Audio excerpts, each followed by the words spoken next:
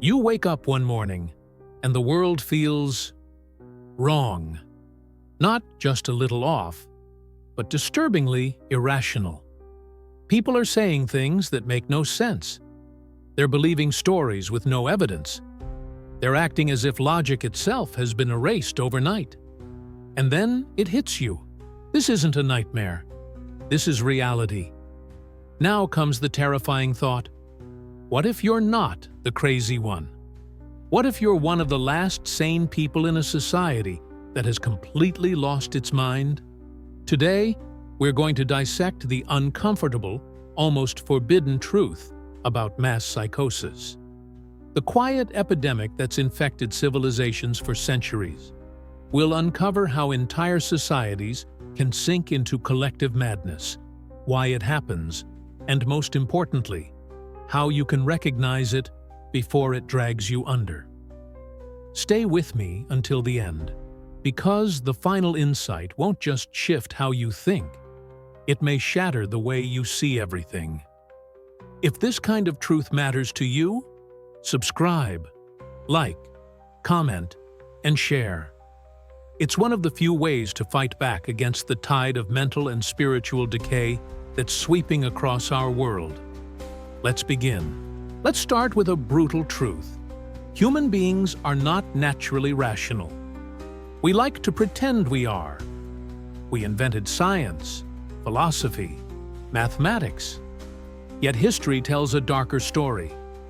Time and time again, empires have collapsed not from foreign invasion, but from the rot of collective delusion eating them alive from within.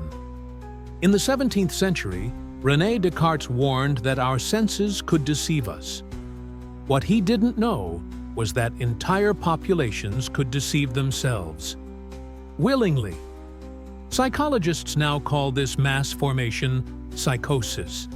It's when large groups of people lose touch with reality, hypnotized by false narratives, emotional hysteria, or manipulative ideologies.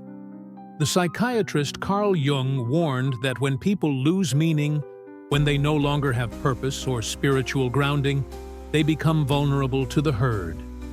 And the herd, it's not wise.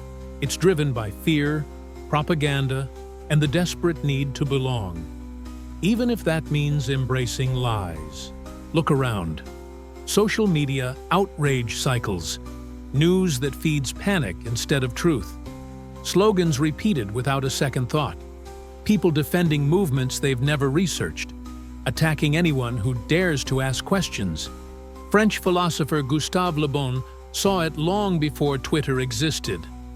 In The Crowd, he explained how individuals inside a group lose their sense of responsibility and stop thinking like adults. Instead, they become emotional, reactionary, and childlike, a perfect audience for manipulation. And here's the danger. The more people surrender their ability to think critically, the easier they are to control. Fear is the ultimate accelerant. When fear takes hold, reason dies. Leaders, media, and institutions, knowingly or not, have exploited this for centuries. From religious crusades to authoritarian regimes, from financial panics to public health hysteria, fear has been used as a weapon to drive the masses exactly where the powerful want them to go. The worst part? When the herd is lost in madness, they don't see themselves as insane. They think you are. Questioning becomes dangerous. Truth becomes treason. Silence becomes survival. In such a world, real sanity is rare and often lonely. So, how do you resist? The first step is awareness. Carl Jung once said, "Until you make the unconscious conscious, it will direct your life and you will call it fate." Mass psychosis thrives in silence. It feeds on unexamined thoughts. It grows strongest when people stop asking why. Think about how hard it is now to have a deep, rational conversation.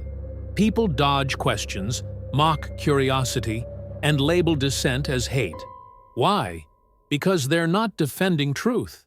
They're defending the illusion that keeps them comfortable. And history is merciless to truth-tellers. Galileo was condemned for saying the Earth orbits the sun. Socrates was executed for asking inconvenient questions.